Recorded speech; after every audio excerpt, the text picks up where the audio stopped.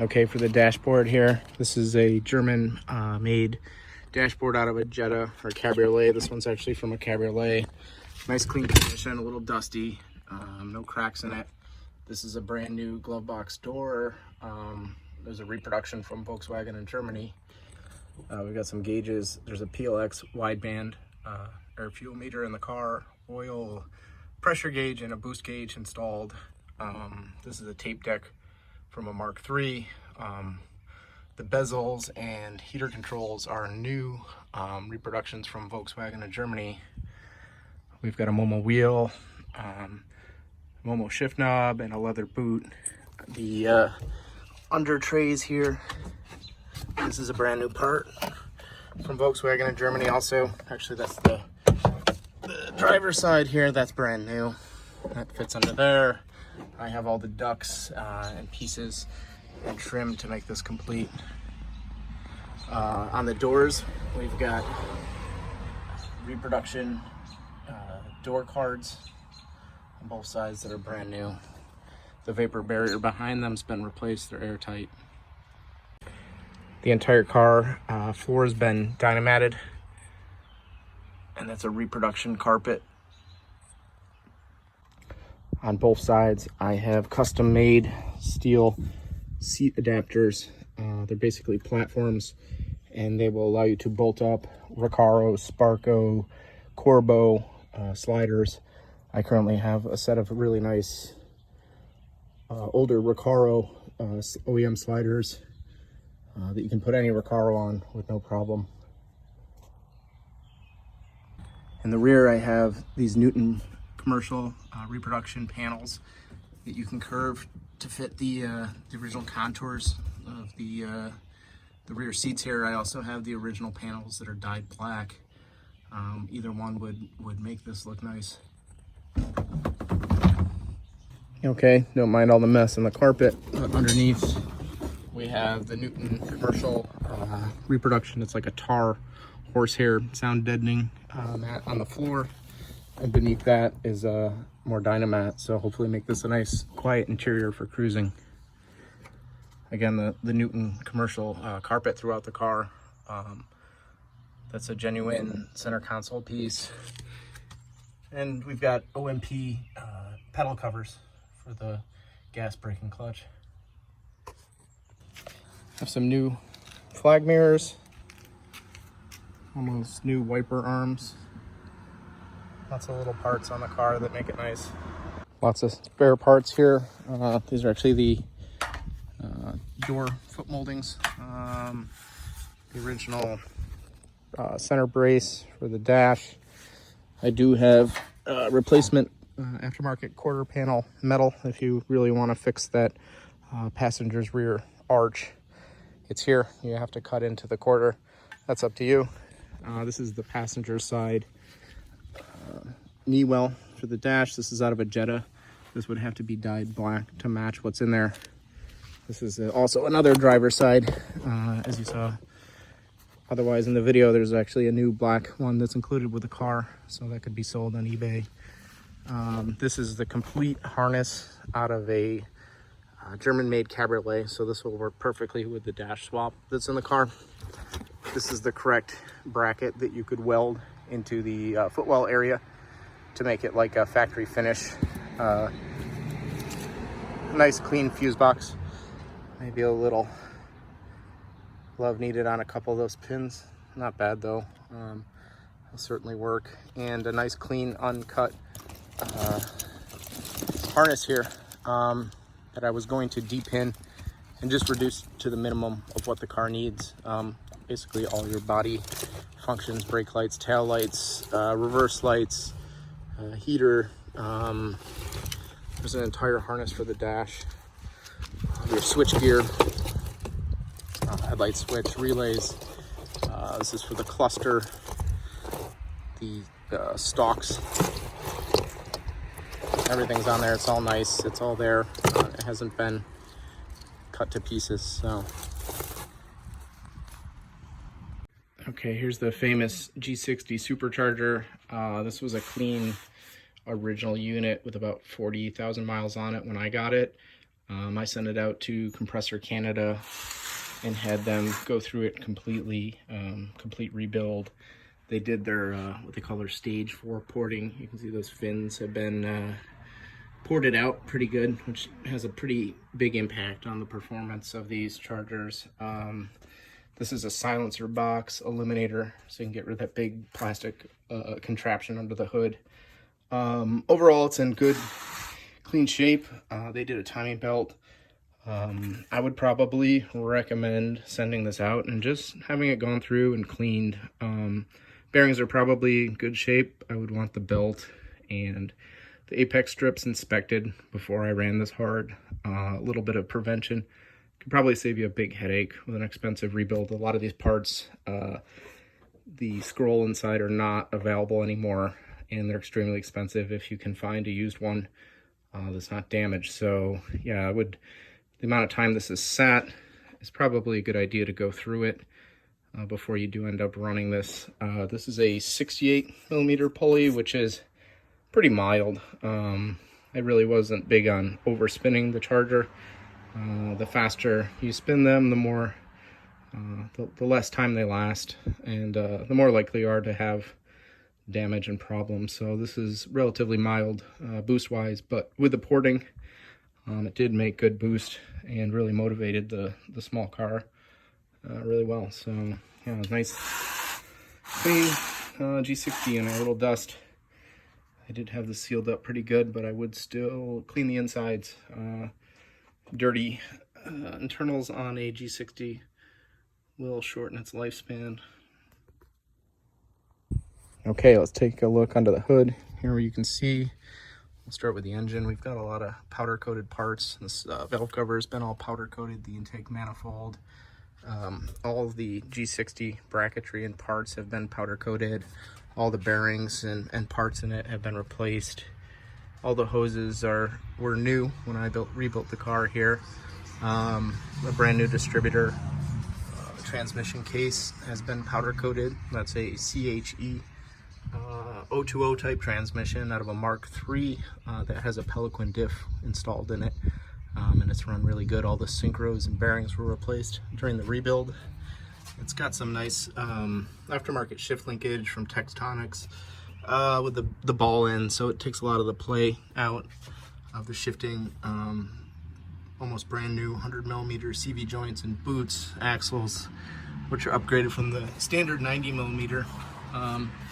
You can see down there, there's a Mark III cast iron manifold that's mated to a stainless steel Textonics downpipe, which is made specific to make the Mark II manifold work in the Mark I. And the shift linkage actually has a clearance in it to clear their manifold, which is kind of slick.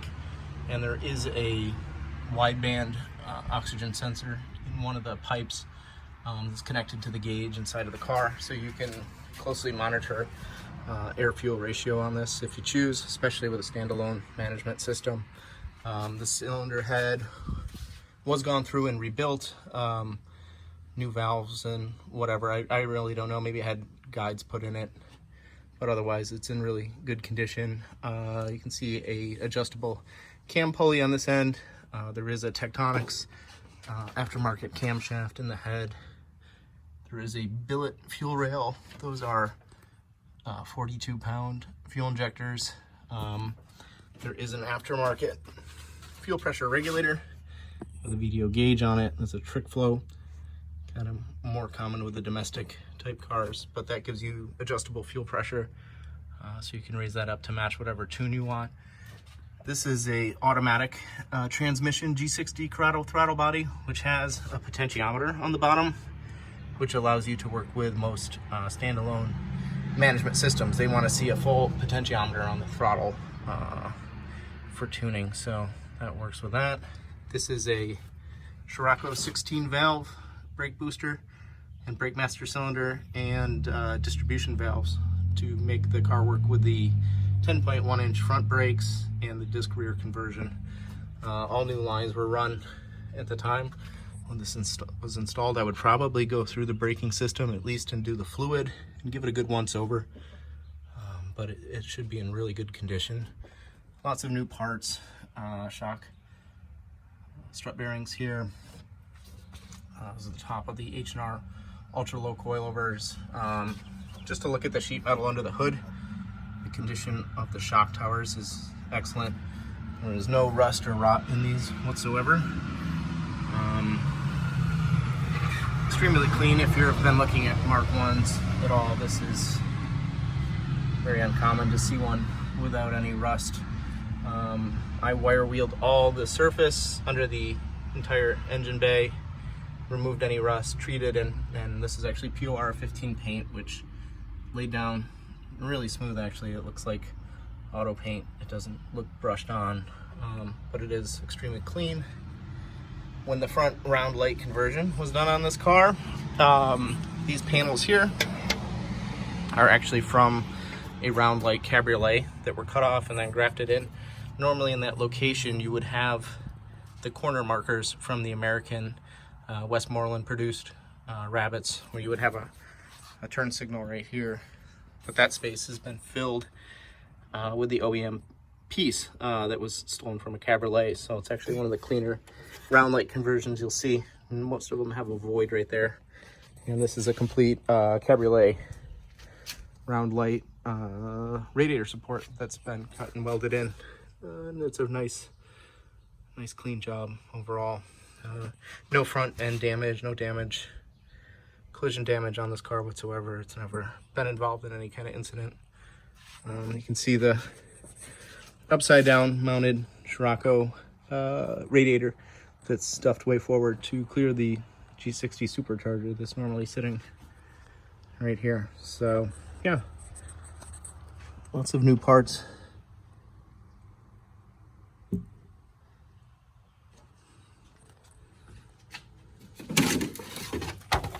It's a brand new fan motor. I did just rinse the car down, so there is some water in the rain tray.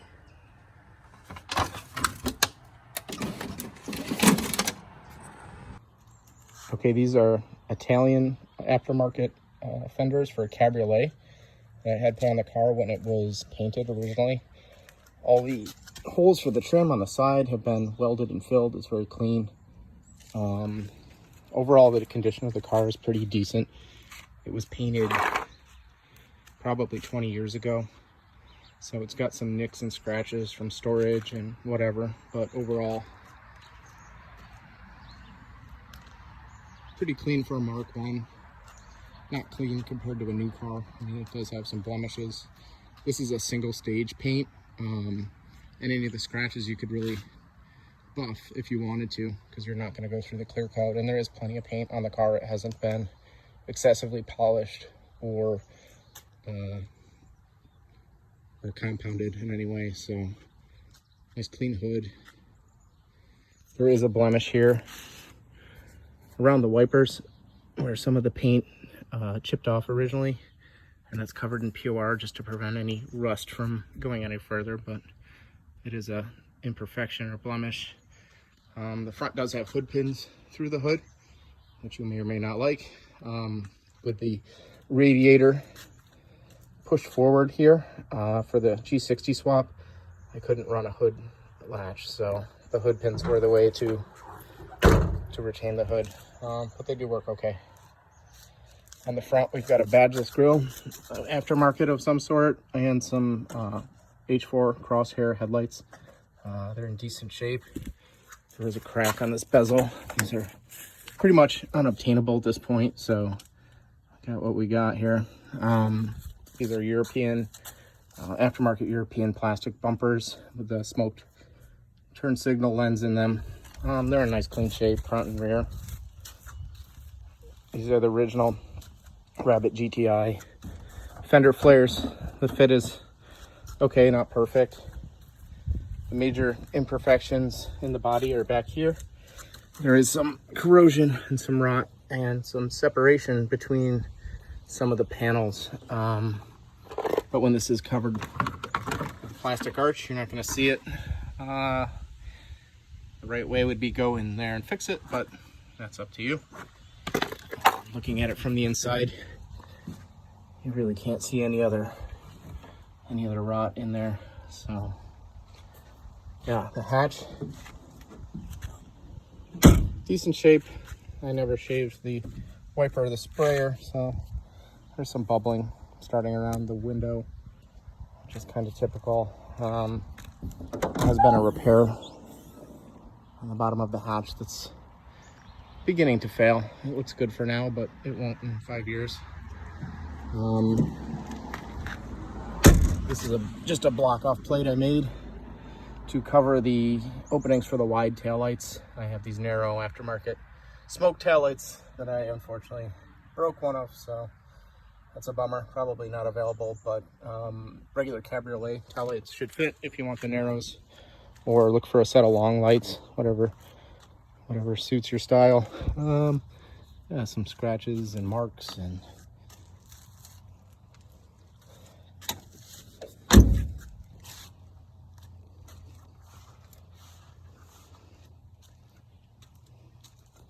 okay, this is the passenger side front wheel. As you can see, there's some minor surface rust on the rotors just from sitting. These are EBC coated rotors, EBC brake pads. These are Scirocco 10.1 inch front brakes. One item I don't like, you can see where I did grind some metal off this caliper to clear the 3-piece wheels I had on here previously, and in retrospect, I don't think that's a great idea to remove material from a brake component like that. So if I were to put this car on the street, I would probably try to source just some new calipers. The carriers and the pins are in excellent shape. You can see it's got some very nice H&R Ultra low coilovers that are in excellent condition with all new hardware, and probably some cobwebs hanging up there. The wheel arches, you can see, are clean. They've been also PR 15'd and some undercoating on them. New control arms with polyurethane bushings.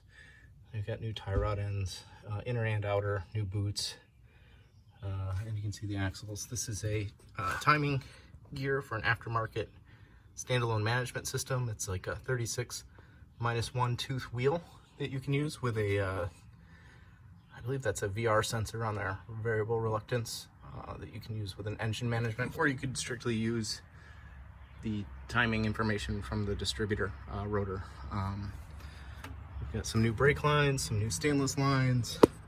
We've also got some aftermarket sway bars on the front of this car with an aftermarket brace. This is made by H&H. I don't think they're around anymore, but it was kind of a trick piece that would tie the front frame horns together. It gives a lot of stiffness to the front end of these cars. And you can see partially the Tectonics stainless exhaust, the downpipe with the O2 sensor, and that's a 2 1/4 stainless system all the way back with a resonator, and there's a Borla muffler in the back, so it's not the loudest car out there. It does have a deep sound, it sounds good. It's not droney and annoying. Overall, some more cobwebs under the car from its sitting, but you can see the overall condition of the underbody is super clean. I mean, there is no rot in this car. So that's a new aftermarket gas tank with new straps to hold it on, new parking brake cables. The rear axle beam is powder coated. There's also a matching H&H rear sway bar, which stiffens up the rear swing axle on these cars and really makes them handle. Yeah, it's just nice overall. Just another shot of the rear of the car with a spare tire well. Again, clean condition. The rear H&R coilovers, and there are rear disc brakes that are in nice shape on the rear.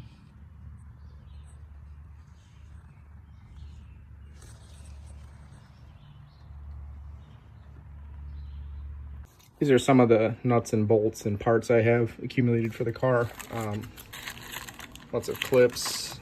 These are actually braces for the fuel rail. You can see a lot of this was obtained from VW Classic.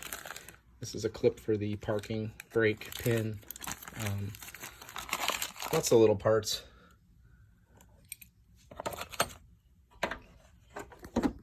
More stashes of parts. Here I have the rear view mirror. These are new window scrapers and seals for the doors, the front doors. This is a brand new rear hatch seal. It's probably not available anymore. Piece of carpet trim for the front. Okay, here I have a seat for the car. This is a JDM Recaro of some sort. I think it's out of like an Integra. This is a driver's seat. You can find occasionally a matching passenger seat, but you might have to go a different route. This is a nice seat though. I do have Schroth Rallye for street harnesses that are comfortable to wear in the car and give you a little added safety in a small car. I have both a driver and a passenger side seat belt, and this seat will bolt on the sliders that are inside the car with a little bit of work. So yeah, nice overall unit. A few other under hood items here. This is a custom made intercooler. It's a core that was purchased and then custom made end tanks welded to it. It's a Treadstone core. It's got some mounts here to hang it on the Mark 1 radiator support, and it does get nice airflow because it's directly in front of the grill and there's no radiator in between. There's also some nice aluminum charge piping. This is an intake air temperature sensor. That's a GM sensor. There's also a battery tray. This is for an Odyssey battery. They'll mount directly in here, which has, you know, plenty of power to start this engine. It's just a lot more compact than a factory unit, and it's sealed, so you don't have any issues with overcharging or lead acid under the hood. This is just a high amperage breaker, so you can disable the battery and then you don't have any draw on it when you're not using the vehicle.